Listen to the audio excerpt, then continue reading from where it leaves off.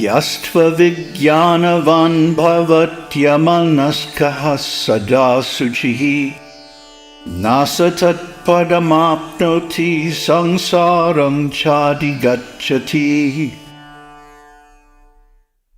But he, that master of the chariot, does not attain that goal through the intellect, who, being associated with a non-discriminating intellect and an uncontrollable mind, is ever impure. He attains worldly existence. Yastu vijnanavan bhavati samanaska sada shuchihi satu tat padamapnoti yasmat bhuyo najayate. That master of the chariot, however, who is associated with a discriminating intellect and being endowed with a controlled mind, is ever pure, attains that goal, getting detached from which he is not born again.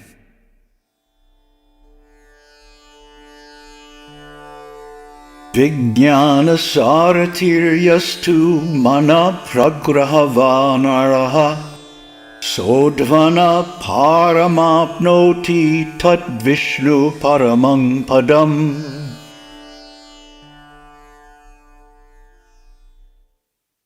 The man, however, who has as his charioteer a discriminating intellect, and who has under control the reins of the mind, attains the end of the road, that is, the highest place of Vishnu.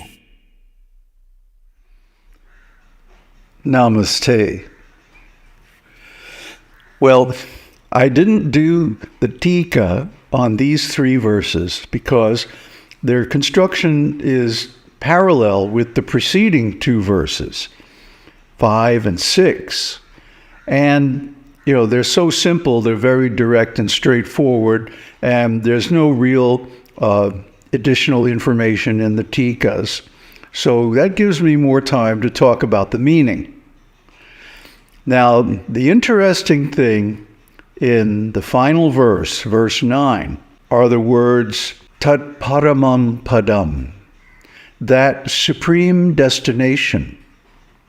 And that indicates Vishnu. There's a very famous verse from the Rig Veda. Aum Tad Vishnu Paramang Padang Sada Pashyanti Suraya Diviva Chakshuratatam Tad Vipraso Vipanyavo Jagrivangsas Samindhate Vishnur Yat Paramang Padam. Just as the sun's rays in the sky are extended to the mundane vision, in the same way the wise and learned devotees always see the supreme abode of Lord Vishnu. Because those supremely praiseworthy and spiritually awake devotees are able to see the spiritual world, they are also able to reveal that supreme abode of Lord Vishnu. So that certainly applies to Shankaracharya here in his comments on this very esoteric Upanishad, because without knowing the relationship between the various levels of reality that he describes here, it would be hard to observe these things in ourselves during meditation, which is, after all, the whole point. It's not just theoretical knowledge, it's meant to be applied. And in fact, that goes for all the things we talk about on this channel and have discussed for many years now, that we are meant to see these things in ourselves, in our experience. We're meant to experience them, not just talk about them. I think a lot of teachers get hung up on this point because they're committed to a specific doctrine. Well, we're not like that. We see that there is one absolute truth, and that can be experienced. The scriptures simply help us to experience it by talking about it in different ways. And of course, there are many different scriptures, many different metaphors of the Supreme, and many different approaches by meditation to that supreme experience. And the path of Vishnu Bhakti is one of them. So, actually, who is Vishnu, or what is Vishnu? And what relationship does he have to the other things mentioned in these 3 verses? So, for that information, let me go to Shankaracharya's purports, his commentary on the Bhagavad Gita, which is very interesting. And I'm going to read from the introduction. Narayana is beyond the avyakta. From the avyakta, the mundane egg is born. That's Hiranyagarbha. Within the mundane egg, verily, are these worlds, and the earth made up of the 7 dvipas, or islands. This is a Puranic verse speaking of the Antaryamin, the inner guide and regulator of all souls. It is quoted here by the commentator in order that he may begin his important work after the orthodox fashion with the contemplation of his favorite god, Ishtadevata, namely Narayana, and further with a view to show that the Purana, archaic history, the Itihasa, ancient tradition, and the Gita teach one and the same doctrine. Narayana is, in the popular conception, the creator who was brooding over the waters just before the beginning of creation. See Manu 110. According to a subtler conception, Narayan is the Antaryamin, the divine being in whom all embodied souls have their being. He is not a creature of the avyakta, but far transcends it. It is the avyakta, the arvyakrita, maya, the undifferentiated matter, out of which, when in apparent union with Ishvara, is evolved the principle of Hiranyagarbha, here spoken as the anda, or the mundane egg, which is composed of the 5 simple rudimental elements of matter. An intermingling of the 5 rudimental elements of matter gives rise to the principle of the viraj, of which are formed the earth and all the other lokas or inhabited regions. The 7 dvipas, or insular continents, are Jambu, Plaksha, Kusha, Krauncha, Shaka, Salmala, and Pushkara. We don't need to go into all those details to understand the general principle that we have been talking about the Virat. Death is the Virat, the eater of souls. He is the one who separates, first of all, the subtle bodies from the gross body, and then the subtle bodies from the being, and consumes them as his food, literally. So, we should understand, we think we are at the top of the food chain. We're not. Everybody in the material world is both the eater and the eaten. This is the nature of the world as food, and this is discussed extensively in Brihadaranyaka Upanishad, which we'll get to in a next series. But for now, try to understand that everybody, every species, every type of being is eaten by another type of being. They are prey. We are prey for the higher beings, the demigods, and ultimately Virat. So Virat, being the sum total of all beings in the material world, is higher than even the demigods.